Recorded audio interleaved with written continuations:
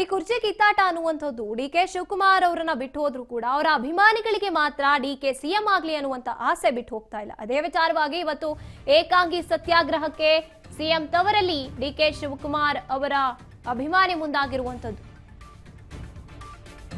CM ತವರಲ್ಲಿ DK Shivakumar CM ಆಗ್ಲಿ ಅಂತ ಸತ್ಯಾಗ್ರಹ ಮಾಡ್ತಾ ಇರುವಂತದ್ದು. ಮೈಸೂರಿನ ಗಾಂಧಿ ವೃತ್ತದಲ್ಲಿ ಡಿಕೆಶಿ ಅಭಿಮಾನಿ ಸತ್ಯಾಗ್ರಹವನ್ನ ಕೈಗೊಂಡಿದ್ದಾರೆ. ಡಿಕೆ ಶಿವಕುಮಾರ್ ಅಭಿಮಾನಿ ಭಾಗ್ಯರಾಜ್ ಅವರು ಮೈಸೂರು ಜಿಲ್ಲಾ ಕಾಂಗ್ರೆಸ್ ಮಾಜಿ ಮಾಧ್ಯಮ ಕಾರ್ಯದರ್ಶಿ ಭಾಗ್ಯರಾಜ್ ಡಿಕೆ ಶಿವಕುಮಾರ್ ಸಿಎಂ ಆಗ್ಲಿ ಅಂತ ಒಂದು ದಿನದ ಸಾಂಕೇತಿಕ ಸತ್ಯಾಗ್ರಹಕ್ಕೆ ಮುಂದಾಗಿದ್ದಾರೆ. ಈ ಹಿಂದೆ ಕೂಡ ಗಣಪತಿ ದೇವಸ್ಥಾನದಲ್ಲಿ ಡಿಕೆ ಸಿಎಂ ಆಗ್ಲಿ ಅಂತ ಪೂಜೆ ಸಲ್ಲಿಸಿದ್ರು. ಈಗ ಒಂದು ದಿನದ ಸಾಂಕೇತಿಕ ಸತ್ಯಾಗ್ರಹಕ್ಕೆ ಡಿಕೆ ಅಭಿಮಾನಿ ಮುಂದಾಗಿರುವಂತದ್ದು.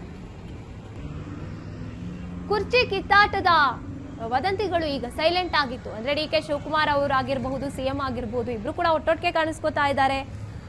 ಎಲ್ಲೂ ಕೂಡ ಸಿಎಂ ಆಸೆ ಇದೆ, ಇದಕ್ಕೆ ನನಗೆ ಸಪೋರ್ಟ್ ಮಾಡ್ತಿಲ್ಲ ಸಿಎಂ ಅಂತ ಡಿಕೆಶಿ ಅವರು ಹೇಳ್ತಾ ಇಲ್ಲ. ಆದ್ರೂ ಕೂಡ ಅಭಿಮಾನಿಗಳಿಗೆ ಮಾತ್ರ ಆಸೆ ಹೆಚ್ಚಾಗಿದೆ ಡಿಕೆ ಸಿಎಂ ಆಗ್ಲಿ ಅನ್ನೋದು. ಅದಕ್ಕೆ ಇಬ್ರು ಸಾಕ್ಷಿ ಅಂತ ಹೇಳ್ಬೋದಾಗಿದೆ.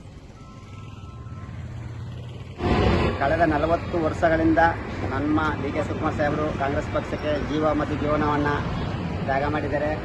ಆದ್ದರಿಂದ ಈ ಸತ್ಯಾಗ್ರಹದ ಮೂಲಕ ನಾವು ಹೈಕಮಾಂಡ್ಗೆ ಆಗ್ರಹ ಮಾಡ್ತಾ ಇದ್ದೇವೆ. ದಯವಿಟ್ಟು ಈ ಕೂಡಲೇ ಅವ್ರನ್ನ ಬೇಗ ಮುಖ್ಯಮಂತ್ರಿ ಮಾಡಿ ಈ ಕಾಂಗ್ರೆಸ್ ಪಕ್ಷಕ್ಕೆ ಅವರ ತ್ಯಾಗವನ್ನು ಗಣನೆಗೆ ತಗೊಂಡು ಅವ್ರಿಗೆ ಬೇಗ ಮುಖ್ಯಮಂತ್ರಿ ಮಾಡಿ ಈ ಪಕ್ಷದ ಬೆಳವಣಿಗೆಗೆ ತಾವು ಸಹಕರಿಸಬೇಕು ಅಂತೇಳಿ ಹೈಕಮಾಂಡ್ಗೆ ನಾನು ಮನವಿ ಮಾಡ್ಕೊಳ್ತಾ ಇದ್ದೇನೆ, ಒತ್ತಡ ಮಾಡ್ತಿದ್ದೇನೆ.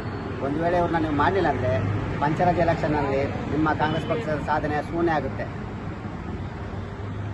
ಒಂದು ವೇಳೆ ಈ ಕೂಡಲೇ ಹೈಕಮಾಂಡು